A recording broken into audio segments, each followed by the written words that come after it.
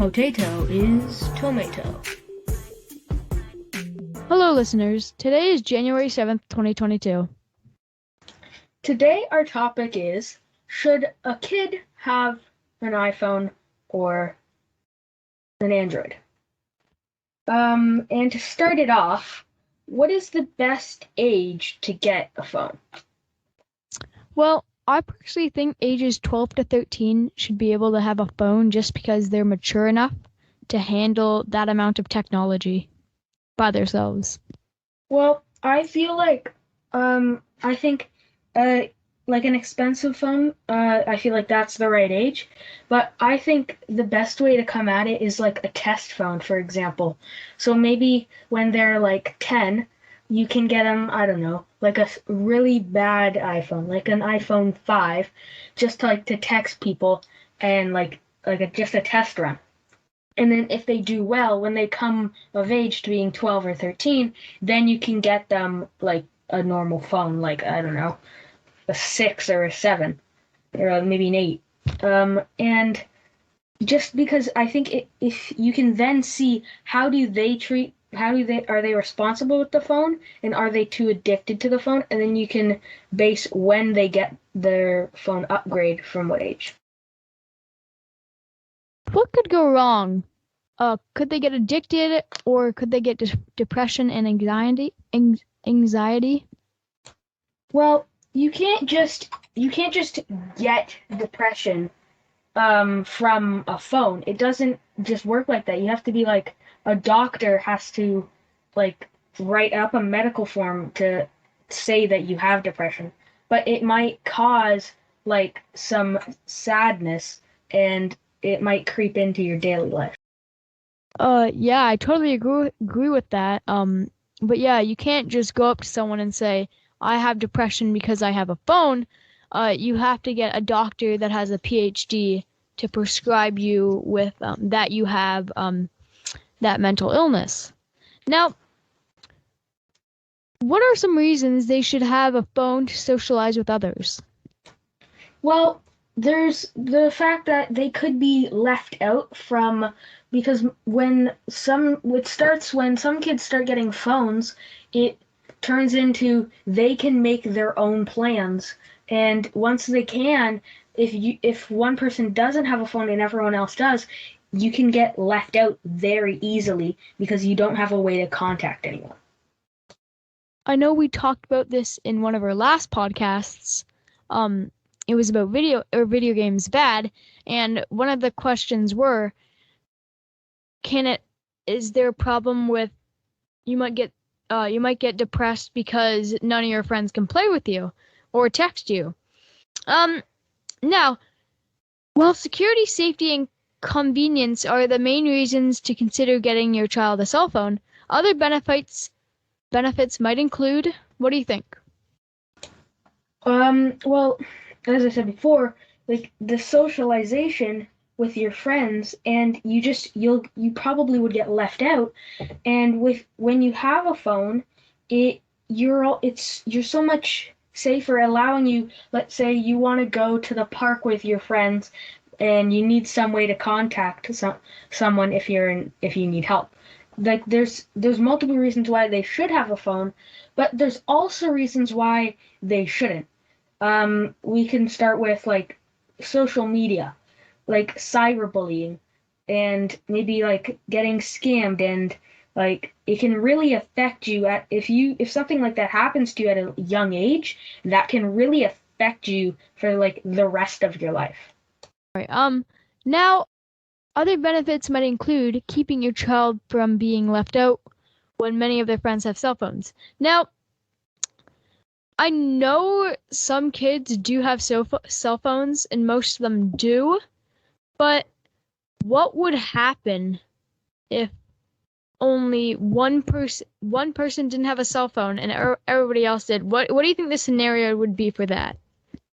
Well, I feel like maybe someone's arranging to go to like the park, or if they're arranging to go on like a bike ride or something, they'd start probably text all everyone and ask if everyone wanted to come, and the only way to get this other person would be going up and talking to them in person.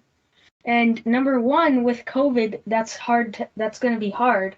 And number two, um, it's just you'd do it a lot, but there'd be some times where you people would just be too lazy to go, and you'd get left out a lot of the time, and then you could like friends would grow apart from you.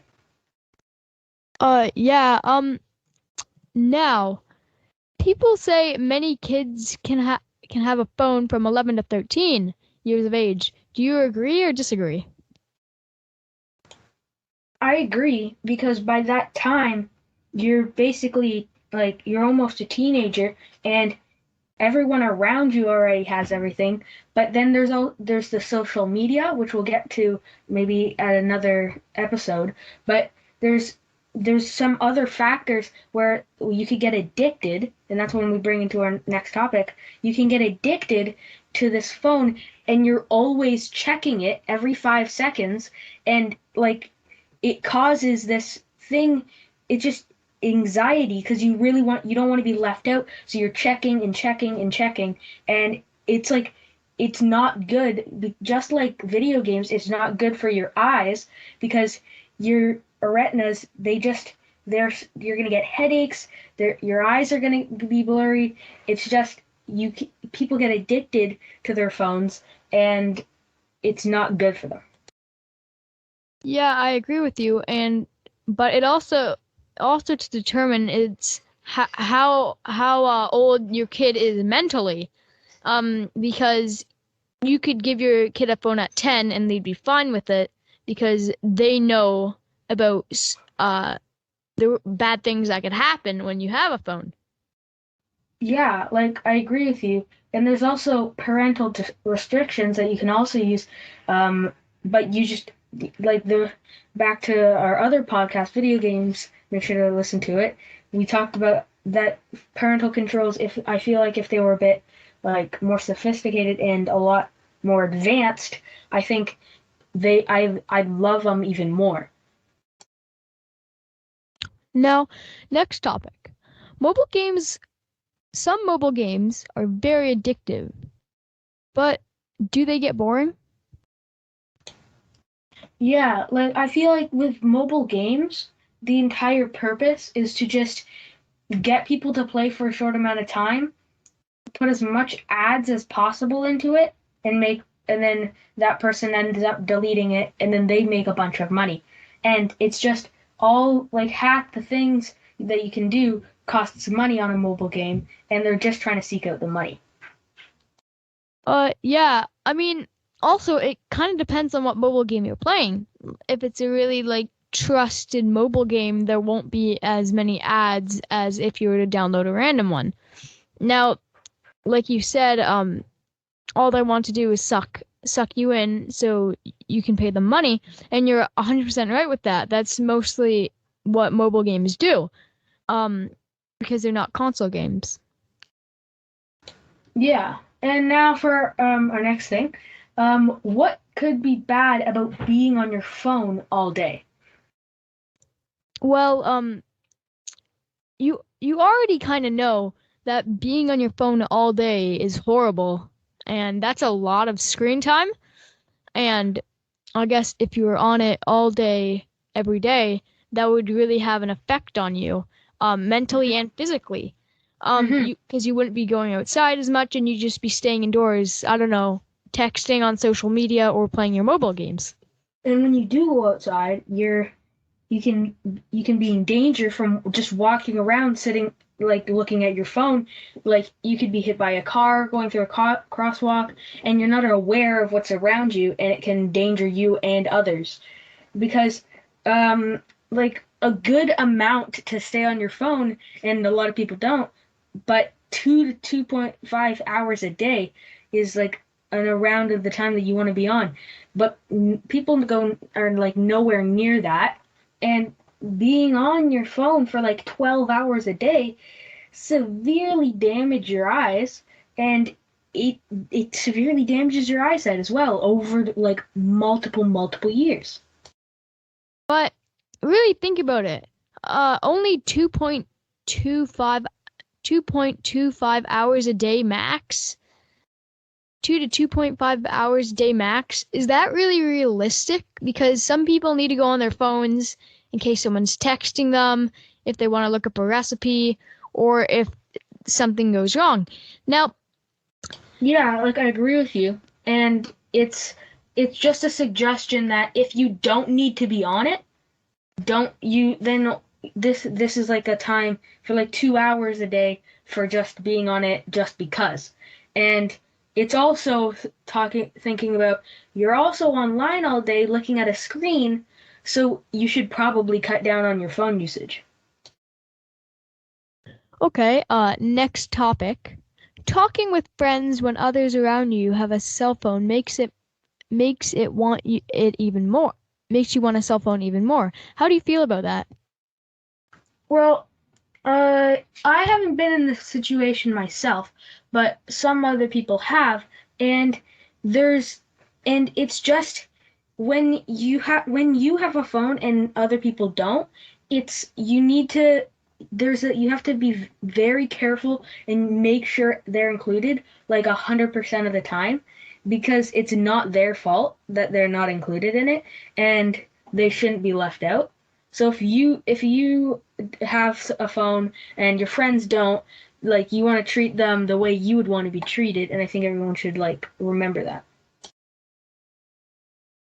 Well, same here. I've never been in that situation where my friends all have phones and I don't and I want them, but I know some people have, and that probably makes once again it probably makes their mental health not as well because they can't socialize with their friends online.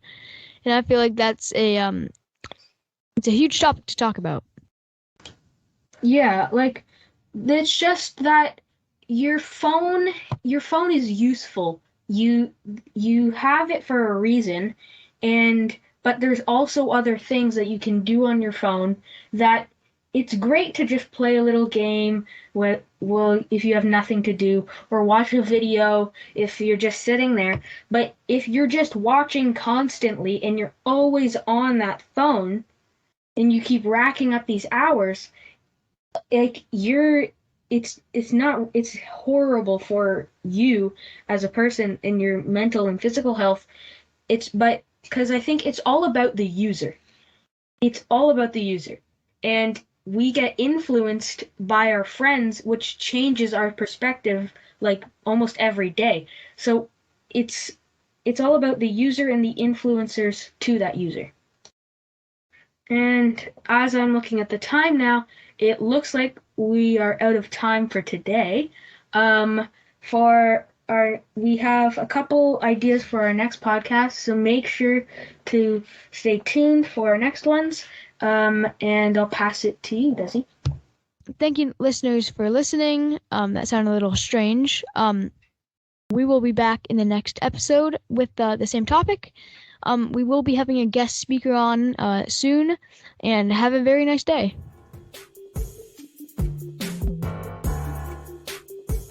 Potato is tomato.